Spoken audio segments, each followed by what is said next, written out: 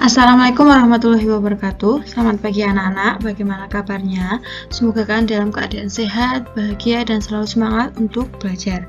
Hari ini kita akan belajar tentang sudut dan hubungan antar sudut. Minggu kemarin kalian telah mempelajari apa itu titik, garis, bidang, kemudian apa itu ruas garis, sinar garis, dan bagaimana cara membagi ruas garis menjadi beberapa bagian. Nah, hari ini kita akan belajar tentang sudut dan hubungan antar sudut. Sebelum itu, marilah kita berdoa terlebih dahulu. Berdoa dipersilahkan.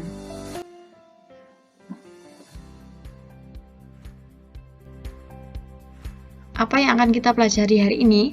Yang pertama yaitu mengenal apa itu sudut.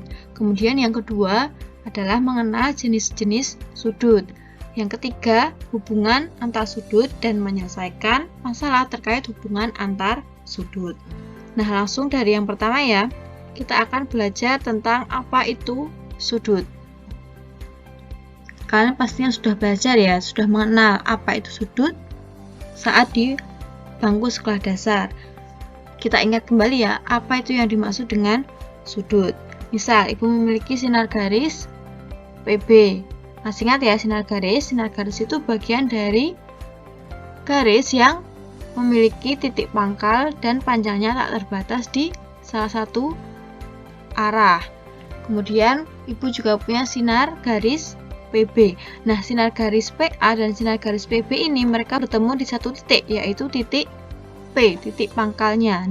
Nah, di antara sinar garis PA dan PB ini terbentuk suatu daerah. Nah, daerah ini yang dinamakan sudut. Nah, ini kita sebut sebagai sudut APB atau bisa juga BPA. Lambangnya ini atau notasinya sudut ini seperti ini ya. Seperti segitiga yang tidak lengkap, kemudian dengan huruf besar A, B, B. Nah, bisa dikatakan bahwa sudut adalah daerah yang terbentuk oleh pertemuan dua buah sinar garis atau garis. Nah, titik P ini disebut titik sudut, kemudian PA dan PB ini disebut kaki sudut. Nah, untuk menuliskan sudut, jadi titik sudutnya ini harus selalu ada di tengah. Jadi ini tadi ya A, P, B atau B, P, A. Jadi titik sudutnya itu selalu di tengah. Selanjutnya kita akan mempelajari tentang jenis-jenis sudut. Nah, sudut ini terbagi menjadi 4 jenis ya. Yang pertama yaitu sudut lancip. Nah, ini contoh gambarnya ya. Ini sudut lancip itu merupakan sudut yang besarnya itu adalah lebih dari 0 derajat dan kurang dari 90 derajat. Ini ya sudut alfa. Alfa ini menunjukkan besar sudutnya itu dia lebih dari 0 dan kurang dari 90 derajat. Kemudian yang kedua itu ada sudut siku-siku. Nah, ini besarnya sama dengan 90 derajat. Kemudian yang ketiga ada sudut tumpul.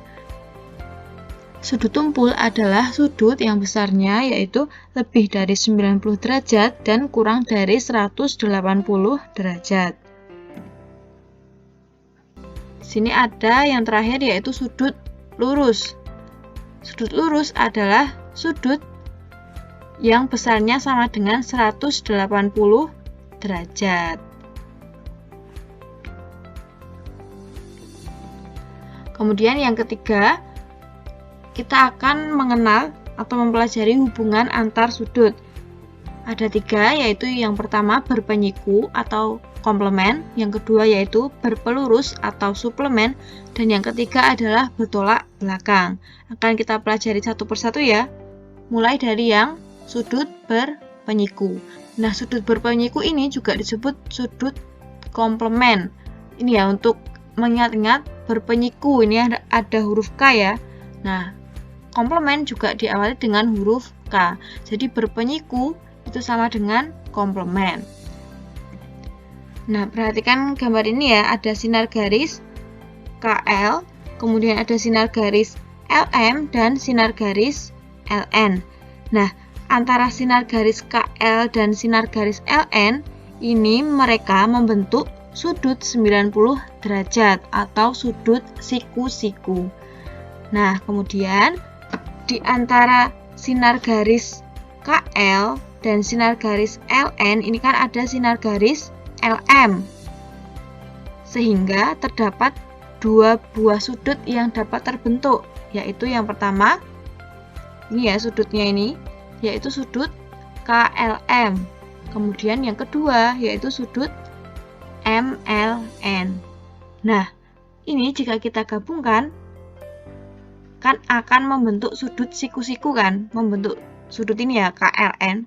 Nah, oleh karena itu sudut KLM dan sudut MLN ini merupakan sudut yang berpenyiku atau komplement. Nah, besarnya itu sudut yang berpenyiku kalau dijumlah yaitu 90 derajat. Jadi besar sudut KLM ditambah besar sudut MLN itu sama dengan 90 derajat. Nah, jadi KLM penyikunya adalah MLN. Ibu ulangi lagi ya. KLM penyikunya adalah MLN. Begitu pula sebaliknya, sudut MLN penyikunya adalah KLM. Jadi sudut KLM dan MLN ini saling berpenyiku atau komplement. Yang kalau dijumlahkan itu adalah 90 derajat. Misal besar KLM adalah 30 derajat, berarti besar MLN adalah berapa? Karena kalau dijumlahkan 90 derajat ya, berarti besar sudut MLN adalah 90 derajat dikurangi 30 derajat sama dengan 60 derajat. Benar ya, 30 derajat ditambah 60 derajat sama dengan 90 derajat. Kemudian contoh yang kedua, misal besar sudut KLM adalah 20 derajat, berarti besar sudut MLN-nya berapa? Yaitu 70 derajat. Dari mana? Dari 90 derajat dikurangi 20 derajat, yaitu sama dengan 70 derajat. Bisa dipahami? Kemudian hubungan antar sudut yang kedua yaitu berpelurus atau suplemen. Tadi kan kalau berpenyiku K komplement ya. Nah, ini berpelurus S suplemen. Itu untuk mengingat-ingatnya ya. Nah, ini ada garis PQ dan sinar garis RS. Dari sinar garis RS dan garis PQ ini juga membentuk dua sudut. Yang pertama yaitu sudut SRP atau bisa disebut PRS juga bisa. Dan yang kedua yaitu sudut SRQ. Nah, sama seperti tadi ya, ini kan kalau kita gabungkan itu juga membentuk sudut lurus, yaitu sudut yang berukuran 180 derajat. Sehingga jumlah besar sudut PRS dan besar sudut SRQ adalah 180 derajat karena mereka berpelurus. Nah, jadi berpelurus itu dua sudut yang membentuk sudut lurus. Kalau berpenyiku tadi adalah dua sudut yang membentuk sudut siku-siku. Nah, jadi kan mereka saling berpelurus ya, berarti PRS pelurusnya adalah SRQ. Ibu ulangi lagi. PRS pelurusnya adalah SRQ. Begitu pula sebaliknya, SRQ pelurusnya yaitu SRP atau PRS. Ibu ulangi lagi ya. PRS pelurusnya SRQ. Sebaliknya, SRQ pelurusnya adalah PRS. Sehingga jika dimisalkan SRQ-nya besarnya yaitu 120 derajat, berarti SRP-nya atau PRS-nya ini berapa? Kan tadi jumlahnya 180 derajat ya, karena mereka kan sudut lurus, berarti besar PRS yaitu 180 derajat dikurangi 120 derajat sama dengan 60 derajat. Gitu. Contoh lain, misal sudut PRS-nya 45 derajat, berarti SRQ-nya berapa? Yaitu 180 derajat dikurangi 45 derajat sama dengan 135 derajat. Bisa dipahami? Tadi ya sudut berpenyiku atau komplement itu kalau dijumlahkan 90 derajat. Kalau berpelurus atau suplemen jika dijumlahkan 180 derajat. Kemudian yang ketiga yaitu bertolak belakang. Nah, ini misalnya Ibu punya garis AZ dan garis XY. Nah, ini mereka berpotongan di titik O. Perpotongan ini bertemu gitu ya, bertemu di titik O. Nah, ini kan membentuk 4 daerah kan, atau 4 sudut. Sudut yang pertama yaitu sudut XOZ. Kemudian sudut yang kedua adalah sudut AOY. Nah, sudut XOZ dan sudut AOY ini merupakan sudut yang bertolak belakang. Sudut yang bertolak belakang adalah sudut yang posisinya itu bertolak belakang. Jadi kalau kalian lihat ya, ini saling nyucuk gini ya, saling membelakangi. Nah, ini namanya sudut yang bertolak belakang. Nah, sudut yang bertolak belakang itu besarnya sama, sehingga besar sudut XOZ akan sama dengan besar sudut AOY. Kemudian ada sudut yang lainnya, yaitu sudut XOA dan sudut ZOY. Sudut XOA ya, dan sudut ZOY. Nah, ini mereka juga bertolak belakang, karena posisinya juga bertolak belakang ya, saling nyucuk gitu. Nah, ini besarnya juga sama. Jadi bisa kita tuliskan bahwa besar sudut XOA sama dengan besar sudut ZOY. Jadi, sudut yang bertolak belakang ini besarnya sama besar. Jadi ya, Ibu ulangi lagi. XOZ, dia bertolak belakang dengan AOY. Kemudian XOA bertolak belakang dengan ZOY.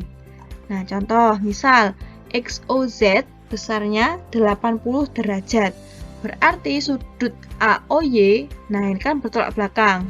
Itu besarnya adalah 80 derajat juga, karena tadi besar sudut yang bertolak belakang adalah sama. Kemudian jika besar sudut XOA adalah 100 derajat, maka besar sudut ZOY juga 100 derajat, karena mereka juga sudut yang bertolak belakang. Sampai sini bisa dipahami? Nah, tadi ya kita sudah belajar apa itu sudut, kemudian sudah belajar jenis-jenis sudut, kemudian yang ketiga kita juga telah belajar hubungan antar sudut. Yang pertama tadi ada sudut yang berpenyiku, kemudian yang kedua berpelurus, yang ketiga adalah sudut bertolak belakang. Nah, selanjutnya kalian mempelajari menyelesaikan masalah terkait hubungan antar sudut. Silahkan disimak pada video selanjutnya.